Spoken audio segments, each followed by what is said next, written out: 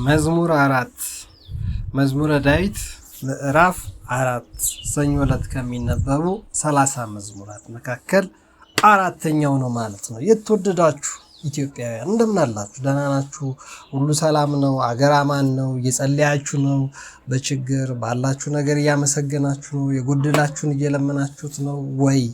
እግዚአብሔር አምላክ የነቢያት አምላክ እግዚአብሔር ዛሬም አምላክ ነው። የጻድቃን የሰማዕታት አምላክ ዛሬም አምላክ ነው። ኤልያስ እንደኛ ሰው ነበረ የተባለለት ደጋግ አባቶችና እናቶቻችን የሰማም እግዚአብሔር አምላካችን ዛሬም ለኛ እሱ ነው ያለው አምላካችን።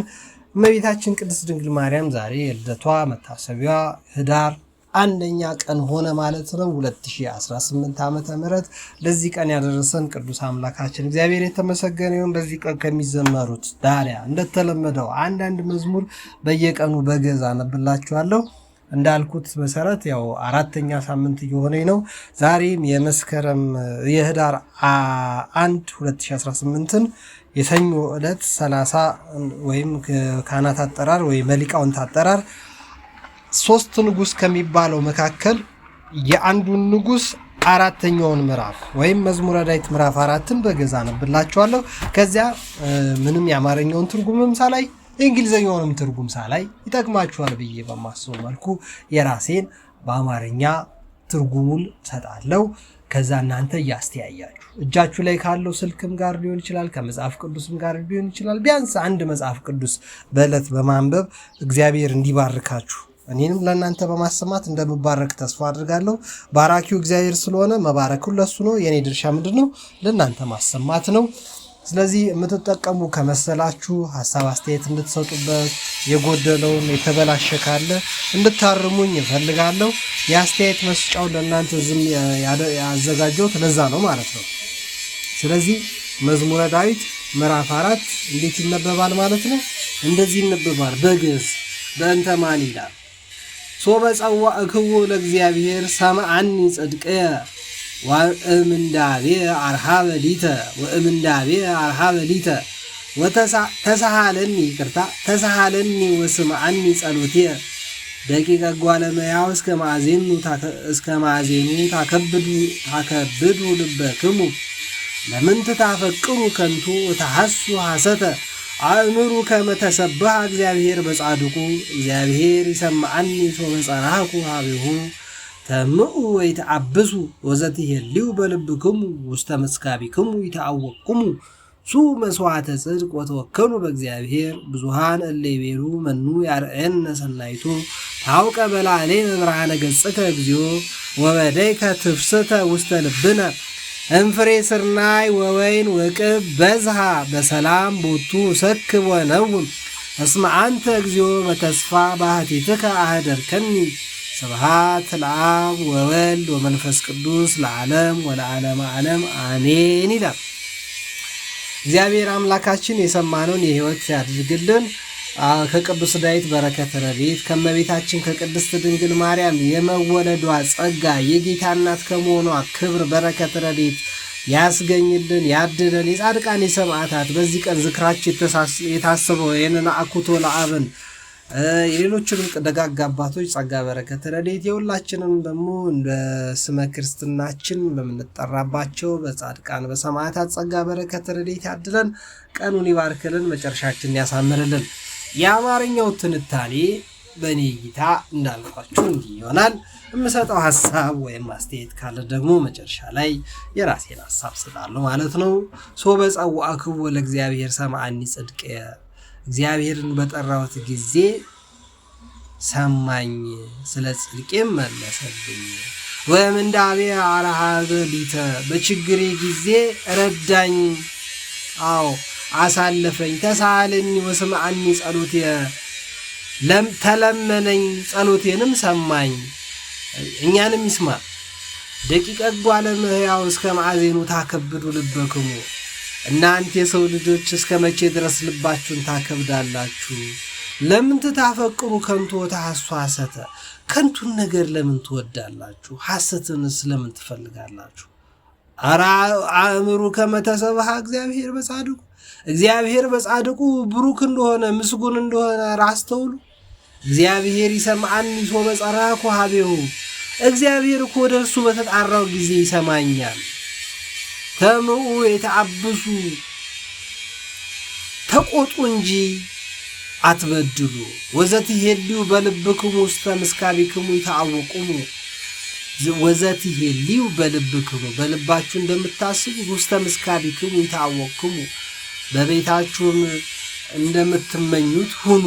ሱ መስዋዕተ ጽድቅ ወተወከሉ በእግዚአብሔር የጽድቅን መስዋዕት ሰውለት፣ በእግዚአብሔርም ተማመኑ፣ ተወከሉበት፣ ታመኑበት፣ ተመኩበት።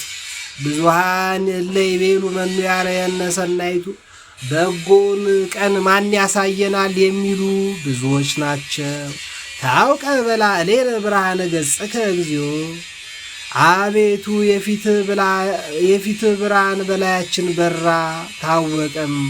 ወወደይ ከትፍስሕተ ውስተ ልብነ በውስጣችንም ውስተ ልብነ አይደል የሚለው በልቦናችንም ደስታን ጨመር ካሴት አደረክልን።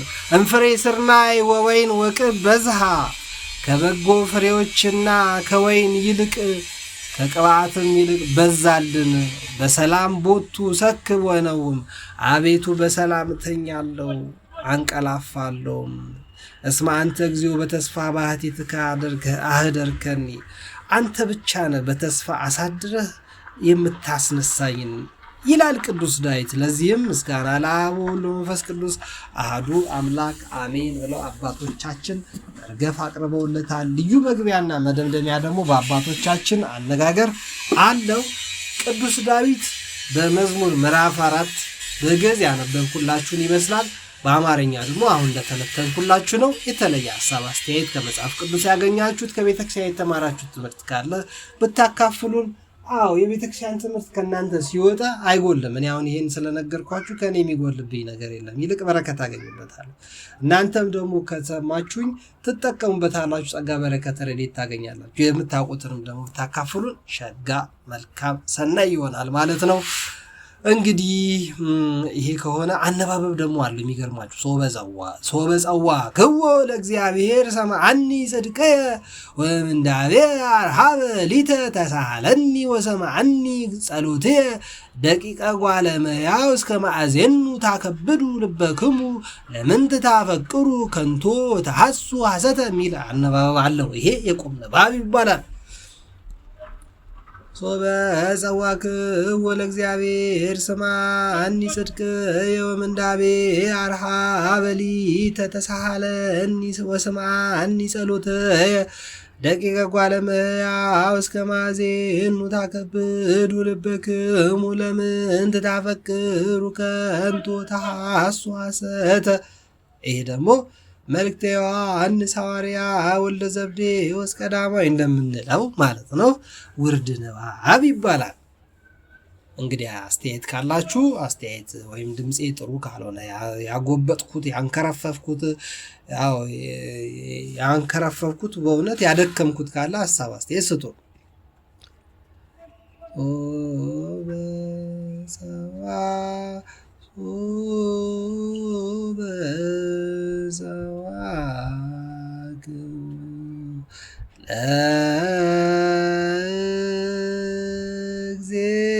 ለእግዚአብሔር እያሉ ደግሞ ካህናት በግዕዝ በውርድ ንባብን በግዕዝ በእዝልና በአራራ ይችን አንዷን መዝሙር በሶስት አይነት ዜማ ደግሞ ያዜሟታል። ይሄ ብቃት ያላቸው ናቸው። ከዚህ ውስጥ ደግሞ ለምስባክ ቅዳሴ ላይ ከወንጌል ከመነበቡ በፊት ምስባክ ይነበብ የለ ለሱ ከዚህቹ መዝሙር ላይ ደግሞ ያወጡለታል። ዜማም አለው። ከነ ዜማው ነው ቅዳሴ ላይ የምንሰማው። እንቀባበሉ የለ እንደውም 5 ጊዜ ነው የሚባለው። ዲያቆኑ 2 ጊዜ ይሏል፣ እኛ 2 ጊዜ እንላለን። አንድ ጊዜ ደግሞ ሁላችንም በህብረት ካህናቱም ዲያቆናትም ምዕመናንም ደግሞ አንድ ጊዜ 5 ጊዜ እንለዋለን። በአምስቱ አማላት በአምስቱ አዕማደ ምስጢራት የመለኮትን ነገር ልዩ በሆነ ጸጋውን በረከቱን ባደለበት በሱ መልኩ እሱም በማሰብም ሊሆን ይችላል። አባቶቻችን ልዩ ነገር ጸጋ በረከት እንድናገኝበት አድርገው ነው ቅዳሴውን የሰፉት ያስተካከሉልን። ቀምመው እዚህ ያደረሱልን ለማለት ነው። ይሄን ወይን የሆነ ነገር መጠጣት ነው የቅዱሳት መጻሕፍትን ምስጢር። እስቲ ደግሞ ሌላ ደግሞ ሶበጸዋክዎ ለእግዚአብሔር ለእግዚአብሔር ሰምዓኒ ጽድቅ። ይሄ ደግሞ ቆጠራ ይባላል። እያንዳንዱ ቃል በመጥራት በመቁጠር ለምሳሌ እክህደከ ሲባል እክህደከ ሰይጣን ብለን በጸሎተ ሃይማኖት ስንጠራ እክህደከ አራቱም ሰይጣን ምን መካዳችንን የሚገልጸው ቃል ይጠራል። ይህ መቁጠር ይባላል። እያንዳንዱ ፊደል ማለት ነው። በጸዋይ እንግዲህ ምንድነው ማጋዙን አላወቅኩበትም። እሺ ከዚህ ምንድነው እንማረው? እንደው አንድ ሐሳብ እንኳን ለዚች ቀን ለሰኞ ቀን የምትጠቅመን ከሰማችሁ አይቀር የምታተርፉበት። ለምሳሌ አሁን ዛሬ ምን አይታዘብኩ፣ ሰሞኑን ፈረንሳይ ሀገርም እየተደመጥኩ እንደሆነ፣ እንግሊዝ ሀገር እንደምሰማ፣ እስራኤል እንደምሰማ፣ አረብ ሀገሮች ላይ እንደምሰማ፣ ኡጋንዳ ውስጥ የሚሰሙኝ እንዳሉ፣ አሜሪካ ውስጥ የምታደምጡኝ እንዳላችሁ ሰምቻለሁ። ስለዚህ ለእናንተ ወንድም እህቶቼ ደግሞ ኢትዮጵያ ውስጥ ካላችሁት ጋር የምጠቁመው ነገር ምንድነው? አዎ መቼም በዚህ ዘመን በአርሲ ብዙ ክርስቲያኖች እየተገደሉ ነው አይደለ እንዴ? እኔ የደወልኩላቸውና ያረጋገጥኳቸው ደግሞ ቀን የሚጠብቁ እንገደላለን ብለው ቀን የሚጠብቁ ልጆቻቸው ሊወጡ ተብለው ተው የተባሉ ሰዎች ደግሞ አውቃለሁ። እንዳይከራከሩ እንዳይሟገቱ ክርስቲያን ፍዝ ድንግዝ ጭምድድ ብለ እንደ ፌስታል ተጨማደ ተኮራንተ ኑር የሚል እግዚአብሔር የለንም። ፀሐይን ሰጥቶ ፀሐይን በሰማይ ላይ የሰቀላት እግዚአብሔር እኛን ሽባ የሚያደርግ አምላክ አይደለም። እንደውም ቫይታሚን ዲ ሰጥቶ አጥንታችንን የሚያጸና አምላክ ነው እንጂ ያለ ፀሐይ ነፋስ እያነፈሰ ደስ የሚያሰኘን አምላክ በነፃነት እንድንኖር ነው። አየር እንደዚህ የማግን ደስ ብሎ እንድንኖር ነው የፈጠረ። ምግብ የሰጠን ኃይል የሰጠን አምላካችን እግዚአብሔር አትብሉ፣ ድረቁ፣ ፍዘዙ፣ በሽተኛውን ቆርፍዱ ብሎ አይደለም። ሰማይና ምድርን እንደውም ግዙ ብሎ ነው። ስለዚህ የማንም ከፍታፍ እየተነሳ የማንም መደዴ እየተነሳ የማንም የተለከፈ ሰው እየተነሳ ክርስቲያን ላይ የሚጨማለቀው ነገር ትንሽ መስተካከል ያለበት መስሎ ይሰማኛል። እንግዲህ መንግስት የበኩሉን ድርሻ መወጣት አለበት። እንደ መንግስት የቄሳርን ለቄሳር ሰጥተናል፣ የእግዚአብሔርንም ለእግዚአብሔር ሰጥተናል። የኛ ድርሻ ምንድን ነው? አሁን ለምሳሌ ተገደሉ ሲባል ምንም ላታደርግ ትችላለህ። ግን እግዚአብሔር ወይ ነፍሳቸውን ማር፣ ያዘኑትን አጽናና፣ የተረፉትን ጠብቃቸው ብላችሁ ጸልያችኋል? እኔ በአቅሜ እየጸለይኩ ነው። እናንተስ? ሌላ ምንም ነገር ማድረግ ባልችል እየጸለይኩ ነው። እናንተ ምን እያደረጋችሁ ነው? ወገኖቻችሁ ላይ ሆኑ ይችላል፣ ቤተሰቦቻችሁ ላይ ሆኑ ይችላሉ። እናንተ ለምሳሌ ትግሬ ልትሆኑ ትችላላችሁ፣ ጉራጌ ልትሆኑ ትችላላችሁ፣ አፋር ሶማሌ ልትሆኑ ትችላላችሁ። አማራ ስለሆኑ ሊሆን ይችላል የተገደሉ ያሉት። ከዛ ውጪ ግን ኦርቶዶክስ በመሆናቸው አይደል እየተገደሉ ያሉት። ክርስቲያን ለክርስቲያን አያስብም። 40 80 የምናወጣው ዘመዶቻችን እናት አባት ወንድም እህት ወገኖቻችን ብቻ ሲሆኑ ነው እንዴ? የምንወዳቸው ሚስት ልጆቻችን ባለቤታችን ብቻ ስትሆን ነው እንዴ? አረ ወንድሞቼ ክርስቲያን የክርስቶስ ነው አይደለ? ክርስቶስ ወንድም አቤል ወዴት ነው ብሎ እንደሚጠይቀው ዛሬም ይጠይቃል። ገዳዮችን ይጠይቃል፣ ሂሳብ ያወራርዳል። እግዚአብሔር እንደኛ አይደለም፣ አልረሳቸውም። እያንዳንዱ የሚገደሉትን አልረሳም። ግን እኛ ስንሰማ ምን ተሰማን? ስንሰማ ለወንድሞቻችን እግዚአብሔር ለፈጠራቸው ለነዚህ ወንድሞቻችን እግዚአብሔር እኮ ይፈልጋል። ምን አሰባችሁ? ምን ጸለያችሁላቸው? አብርሃም ይጸልይልህ ሂድ፣ ኢዮብ ይጸልይልህ ተብሏል። በእናንተ ጸሎት ድን ይሆናል እኮ ወንድሞቼ።